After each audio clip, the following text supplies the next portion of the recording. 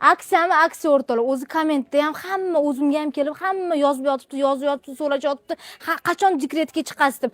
Men dekretga chiqsam kimsiligi mana bu skidkani qilib beradi o'rtoqlar. Svejiy Xitoydan kirib kelgan klassik shimlarimiz, aynan bahorga mos bo'lgan shimlar. Men dekretga chiqib uyda o'tirsam, asliga kim men bilan skidka qilib chiqarib beradi? O'zimda narxini aytaymi yoki obzor qilaymi? Narxini aytaymi, obzor qilaymi deymanda, birinchi rebishoklari bilan kirgan mana shimlarimiz. Narxini aytib o'ra qoling. Birinchi Xitoydan primoy kirib kelayotgan brendlarni ko'rsatib yuboring.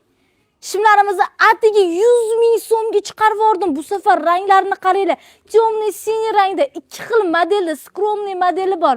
Mana bunaqa oldida tugmachasi bor modeli bor. Ko'rasizlarmi? Shunaqa mana bu skromniy modeli, orqalari ham rezinkasiz, ammo buni orqasi rezinkali ko'rayotgan bo'lsanglar, xullas ikki xil modelda olib kirib qo'yganmiz. Ranglarini temniy siniy, qora, seri, korичневый, bejevый mana har xilidan. Serini ham asalligini qaranglar. Mana bu seriga nechi qizlar.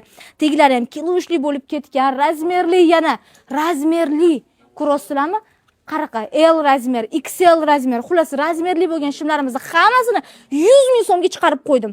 Endi ham oxirgacha bormasam bo'lmaydi. Shu uradim ketadigan kunim ham shu yerga kelib bitta obzorchani qilib ketaveraman sekingina. Xullas o'rtoqlar, mana shu klassik shimlarimizni 100 ming so'mga skidkadan olib tezda foydalanmasanglar bo'lmaydi.